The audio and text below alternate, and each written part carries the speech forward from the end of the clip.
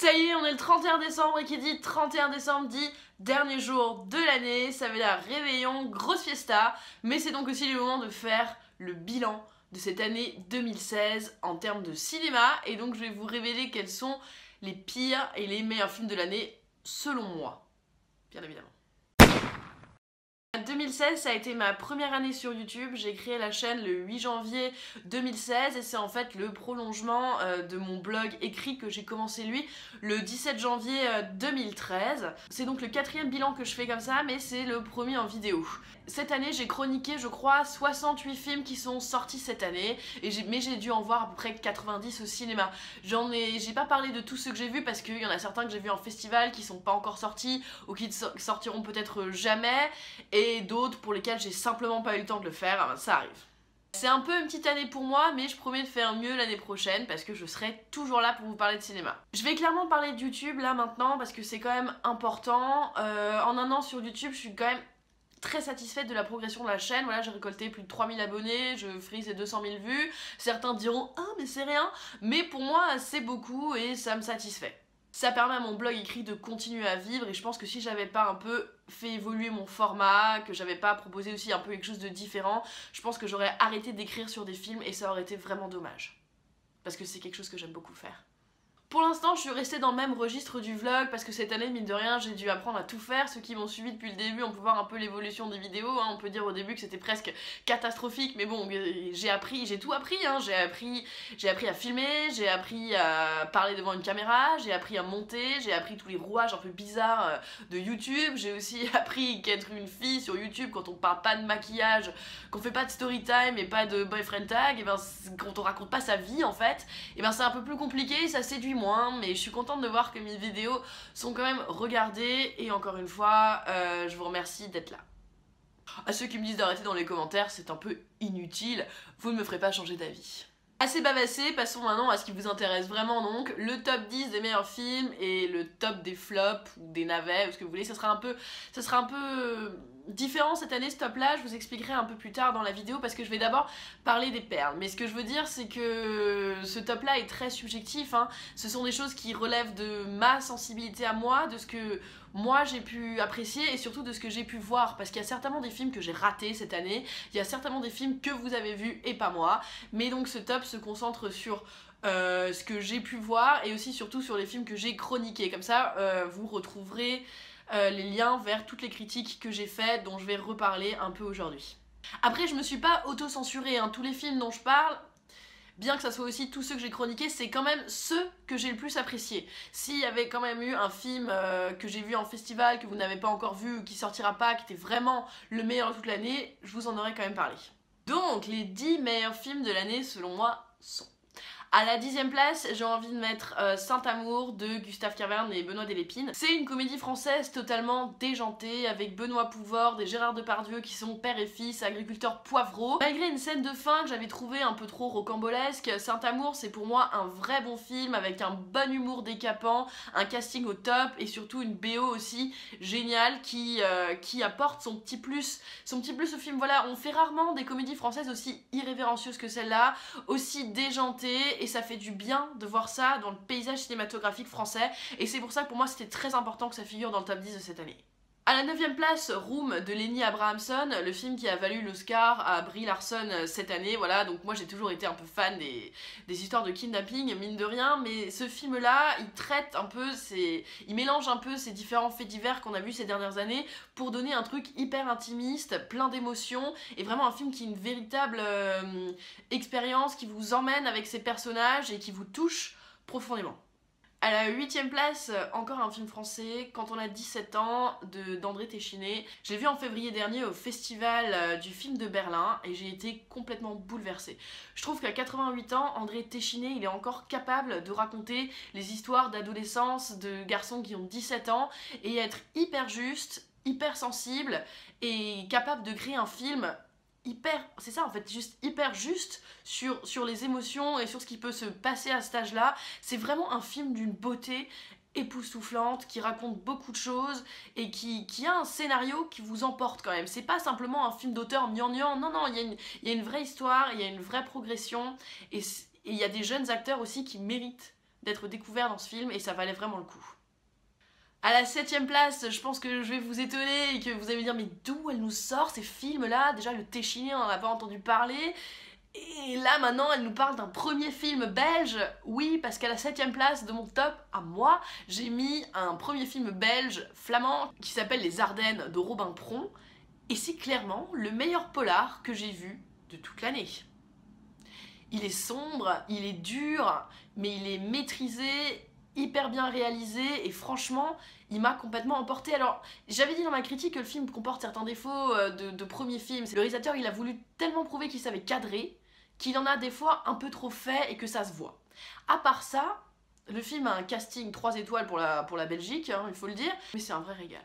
À la 6ème place, j'ai eu envie de mettre The Revenant d'Inarritu, le film qui a enfin valu son Oscar à Leonardo DiCaprio.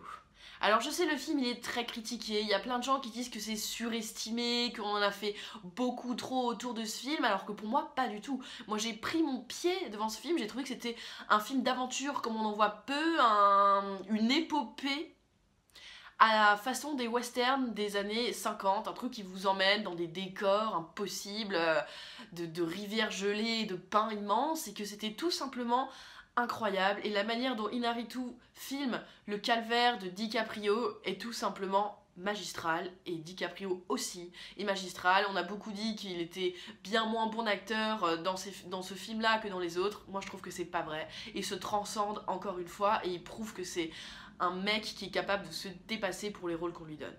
Là vous vous dites mais qu'est-ce qu'elle a mis dans le top 5? On y vient. À la 5ème place, j'ai eu envie de mettre Dernier train pour Busan du réalisateur coréen Yeon Sang-ho, parce que c'est clairement le film de zombie de la décennie. C'est un film de genre qui tient toutes ses promesses et qui, en restant relativement classique et en respectant les codes, arrive quand même à vous refaire, pour une fois, ressentir la tension qu'il doit y avoir dans un film de zombies. Moi j'ai pris un vrai pied à regarder ça. C'était le film divertissant que j'attendais de l'été. Le film réussit l'exploit de ne jamais devenir un navet alors qu'il y avait plein de possibilités d'en devenir un. En ça, c'est juste génial. Et merci au Festival de Cannes d'avoir sélectionné ce film pour qu'il puisse sortir en France sur nos écrans et qu'on puisse le voir, parce que c'était vraiment cool. La 4ème place, j'ai donné aux 8 salopards de Quentin Tarantino, parce que Quentin Tarantino, ça reste le maître de l'écriture à Hollywood, que ses films, ils sont toujours merveilleusement bien dirigé, qui a une vraie instauration de la tension, que le casting est toujours 3 étoiles et fonctionne toujours à merveille, que l'histoire vous emporte et que vous passez 2h30 devant une tragicomédie qui va vous faire sourire, frissonner et qui va... Enfin, vous n'avez pas envie que ça s'arrête quand vous regardez un film de Tarantino, tellement le plaisir est là. Et c'est pour ça que ce Tarantino est à la 4ème place de ce classement. Il a parfois été très critiqué ce film, parce que je pense qu'on s'est maintenant un peu habitué aussi à la patte de Tarantino et qu'il est resté dans le genre du western comme il l'avait fait avec Django Unchained. Mais quand on y réfléchit froidement et clairement, les films de Tarantino sont toujours supérieurs à ceux des autres, donc comme je le disais, en termes d'écriture, en termes de mise en scène et en termes d'instauration de la tension. On prend son pied. On arrive dans le top 3. Dans mon cœur, ces 3 films-là dont je vais parler maintenant, ils sont un peu à égalité. Je les ai quand même classés pour des raisons que je vais bien sûr vous expliquer. Donc à la 3ème place, j'ai mis Premier Contact de Denis Villeneuve. Donc j'ai sorti la critique il n'y a pas très longtemps, donc si vous me suivez un peu, vous savez très bien ce que j'en pense. Et enfin un film de SF qui transcende les clichés pour devenir une œuvre hyper intelligente, humaniste et bien plus profonde que ce qu'on attend à la base. Surtout quand on envoie sa bande-annonce. Donc j'ai été complètement bluffée et j'ai adoré. Pour moi, Denis Villeneuve, c'est clairement l'un des réalisateurs de cette décennie. C'est celui qu'il faut suivre au maximum parce qu'il produit des films absolument incroyables. Et très bien écrits. À la 2ème place, j'ai mis Mademoiselle du réalisateur sud-coréen Park Chan-wook. Et encore une fois, merci à la sélection du Festival de Cannes de cette année d'avoir été aussi éclectique, d'avoir sélectionné en compétition officielle des films aussi fou et loin de ce qu'on peut voir d'habitude, parce que Mademoiselle, c'est un film asiatique d'une puissance absolument dingue, avec un vrai message sur la manipulation et surtout une mise en scène hyper maîtrisée. Il y a des plans magnifique. En France, c'est sûr que Park Chan-wook, c'était certainement le réalisateur sud-coréen qu'on connaissait le mieux, parce qu'il avait fait Old Boy et Lady Vengeance, et ce genre de films qui étaient souvent des fois sortis sur nos écrans. Grâce à Mademoiselle, je pense que la France va s'ouvrir sur ce cinéma asiatique, et surtout coréen, qui apporte des films absolument fabuleux, comme Mademoiselle. À la première place de mon classement, le film qui m'a donné l'expérience cinématographique ultime de mon année, c'est The Neon Demon du réalisateur danois Nicolas Winding Refn. Je sais, il n'a pas plu à tout le monde, mais pour moi c'est un film magistral, hyper esthétique. D'habitude je suis pas tellement cliente des films purement esthétiques, mais alors celui-là m'a complètement hypnotisée. Et contrairement à Only God Forgives de Nicolas Winding Refn, son film d'avant, là j'ai trouvé pour moi une histoire, un message à suivre derrière son film, et j'ai été complètement emportée. J'ai envie de le mettre en premier parce que c'est un film un peu provocateur qui ne peut pas laisser indifférent. Moi, il m'a subjugué par sa beauté, comme il m'a parfois écœuré par d'autres scènes. C'est très dérangeant et finalement, c'est ça que j'aime, c'est ça que j'ai cherché et j'ai été complètement bluffée. Si vous voulez avoir plus de détails sur ce que je pense de The Neon Demon, je vous invite à regarder la vidéo que j'avais faite à ce propos. Mais pour moi, en fait, moi, ce que je cherche quand je vais au cinéma maintenant, à force de voir tellement de films, je cherche à être complètement étonnée, je cherche à voir quelque chose que je ne connais pas, que je n'ai jamais vu, et c'est vraiment ce que The Neon Demon m'a apporté. Ce film m'a chamboulé, j'en ai pensé pendant des jours après, j'avais l'impression d'avoir vu un truc absolument dingue, et c'est pour ça que c'est à la première place de ce classement, parce qu'il y a peu de réalisateurs qui font des choses comme Nicolas Winding Refn, qui osent, qui s'affranchissent de plein de codes et qui n'ont peur de rien, et pour moi c'est ça. The Neon Demon. Voilà, donc ça c'était le top 10 des films que j'ai préférés cette année, et quand je le regarde, je suis contente de voir qu'il y a des films français, des films belges, des films coréens, un réalisateur canadien, des films beaucoup plus hollywoodiens, et que tout ça c'est finalement assez international, mais que malheureusement c'est un peu toute l'internationalité qu'on nous a donné à voir cette année. Parce qu'il y a des excellents films partout, mais que chez nous il nous en arrive très peu finalement. On est très centré sur ce qui se passe à Hollywood et sur ce qui se passe chez nous. Par contre, même les bons films allemands ou les bons films espagnols arrivent très peu chez nous, et donc même pas la peine de parler des films d'asiatiques. Et cette année, grâce au Festival de Cannes, on a pu voir des films qui normalement n'auraient pas été distribués chez nous, et j'en suis ravie. Et donc je vous invite à aller en festival, parce que c'est là que vous aurez le plus de chances de voir des films que vous ne verrez jamais ailleurs, qui sortiront peut-être même pas. Et souvent, c'est presque dommage de les rater. Passons maintenant à la partie un peu plus critique de cette vidéo, là où je vais parler des films que j'ai trouvés les moins bons cette année. Contrairement à ce que vous avez l'impression de voir sur ma chaîne, j'ai moins bâché de films que ce que j'aurais pu faire ces autres années, parce que par exemple, je suis pas allée voir X-Men, je suis pas allée voir Captain America, il y a des trucs comme ça que j'ai ratés, des gros blockbusters américains que j'étais sûre de pas aimer de toute façon. Donc j'ai décidé de diviser là ces 10 films dont je vais parler en deux catégories. Les 5 films qui m'ont extrêmement déçue, pour lesquels on pouvait attendre des choses mais qui finalement n'ont pas tenu ses promesses pour moi, et ensuite les 5 vraiment plus mauvais films qui eux ont vraiment été des catastrophes internationales. Commençons donc tout de suite par les déceptions. Donc à la 5e place de mes plus grosses déceptions, j'ai envie de parler de Paris Willoughby, qui est un film français avec Stéphane de Groot d'ailleurs, n'est qu'un ersatz tout pourri de Little Miss Sunshine à la française, et qui perd toute la saveur du film original pour finalement devenir une simple parodie ou un cliché de Little Miss Sunshine, et qui finalement est un film qui se veut familial mais qui n'a aucun intérêt et qui n'est même pas drôle. À la 4e place des déceptions, le film Toni Erdmann de la réalisatrice allemande Mannhade. C'était le film allemand de Cannes, le seul film allemand de Cannes, et finalement presque le seul film allemand qu'on aura vu cette année sur nos écrans. Et donc à Cannes, tout le monde avait adoré en trouvant ça génial, etc. Sublime, fable, humaniste, blablabla. Moi j'ai regardé ça pendant 2h30, me suis rarement autant ennuyée au cinéma.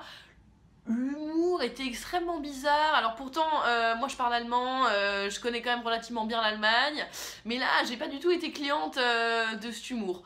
Vraiment pas. Et ça m'est simplement passé à côté, et j'ai pas compris d'où venait l'engouement pour ce film. À la 3e place de mes déceptions, on peut placer La fille du train de Ted Taylor. Alors bon, c'est sûr que là vous dites mais pourquoi elle attendait quelque chose de ce film? Bah j'attendais quelque chose de ce film parce que j'avais lu le bouquin et que j'avais vraiment apprécié ma lecture et que j'avais trouvé le livre qui est un best-seller vraiment intéressant dans sa construction, dans la manière dont il racontait les choses et donc au final il manipule son lecteur. Alors que quand j'ai vu le film, j'ai été extrêmement déçue parce que déjà en termes de réalisation et de mise en scène, pour moi ça ressemblait à un vieux téléfilm pourri de l'après-midi sur M6 et en plus on perdait toute la saveur du bouquin. Donc moi qui attendais un peu de voir ce film porté à l'écran, avec en plus Emily Blunt dans le rôle principal, et ben j'ai été déçue. À la deuxième place de mes grosses déceptions, Planétarium de Rebecca Zlotowski, avec Natalie Portman et Lily Rose Depp. On pouvait beaucoup attendre de ce film. Il avait vraiment un postulat de départ sympa, c'était cool cette histoire de deux sœurs médiums dans les années 30 qui se retrouvent en France et tout. Il y avait plein de choses à faire avec cette histoire et puis finalement le film ne dit rien, il prend plusieurs directions à la fois pour finalement n'aller nulle part. Et on s'ennuie, et on se demande ce qu'on est en train de regarder, et on a l'impression de voir le talent de Natalie Portman et Lily Rose Depp, qui sont toutes les deux excellentes, complètement gâchées par le propos de ce film qui ne mène nulle part.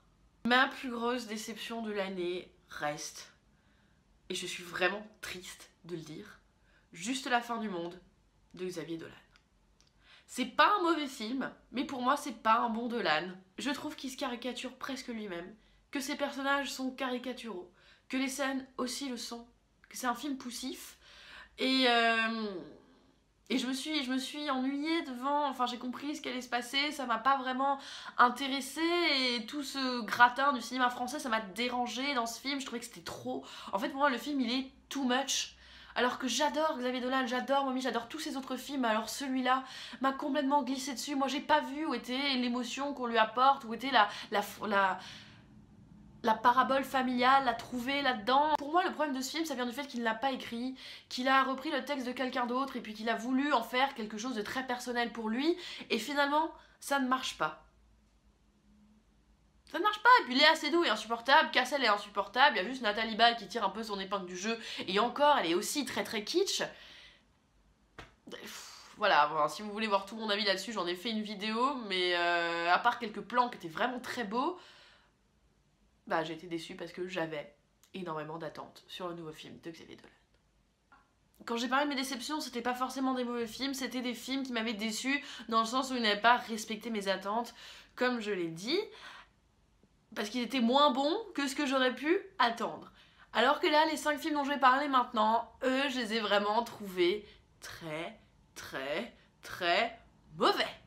À la 5e place de ce top des navets 2016, j'appelle Jane Got a Gun de Gavin O'Connor avec Natalie Portman dans le premier rôle. C'était censé être un western féministe et au final c'était juste nul. C'était sans aucun intérêt, il n'y avait aucune tension, rien de nouveau à part peut-être le fait que ce soit une meuf qui tire un flingue et c'était surtout d'un ennui total et d'un kitsch absolu. À la 4e place, Brise de Nice 3. Parce que Brise de Nice 3, c'est un petit peu l'allégorie de ce qui s'est passé cette année, surtout avec le cinéma français, c'est-à-dire que 2016, c'est l'année de la nostalgie. C'est l'année des remakes qui ont plus de 20 ans, c'est l'année des suites qu'on n'attendait plus et que surtout on n'avait pas besoin d'attendre. Et Brise de Nice 3, c'est vraiment ça, c'est un film nostalgique qui s'appuie sur des codes et des ressorts humoristiques qui ont maintenant plus de 10 ans et qui ne fonctionnent plus du tout. On ne sait pas à qui est vraiment censé parler ce film parce que les gens qui ont ri à l'époque, c'est les gens qui ont maintenant mon âge et que ça ne fait plus rire et que je pense que ceux qui ont 15 ans aujourd'hui ou 17 comme j'avais à l'époque, ne riront pas là-devant parce que c'était un comique d'une époque. Ça donne un film là qui n'est même pas drôle et presque pathétique. À la 3e place, Tarzan de David Yates. Alors David Yates, c'est aussi le réalisateur des derniers Harry Potter et celui qui a commencé et qui terminera les 5 films de la saga des animaux fantastiques. Tarzan, c'était horrible. C'était un remake à ne pas faire, ça ne sert à rien et en plus celui-là était kitsch, plein d'incohérences et puis totalement ridicule. Enfin moi j'ai détesté ce film. J'ai trouvé que ça c'était vraiment un vrai navet. Je ne vois pas quel était l'intérêt de refaire encore un Tarzan avec en plus Alexander Skarsgård là et Margot Robbie qui donne juste un peu la pointe d'humour et de sexy là-dedans. Il y a des scènes ridicules. Hein. Enfin bon, si vous voulez vraiment me voir m'énerver, je vous invite à voir la critique vidéo que j'avais fait à l'époque parce que ça m'avait vraiment foutu hors de moi. Deuxième place, Independence Day 2 de Roland Emmerich. Là aussi, c'était à ne pas faire, une suite inutile. Cette fois, c'est pas un remake, c'est encore une énième suite qu'on n'attendait plus 20 ans plus tard.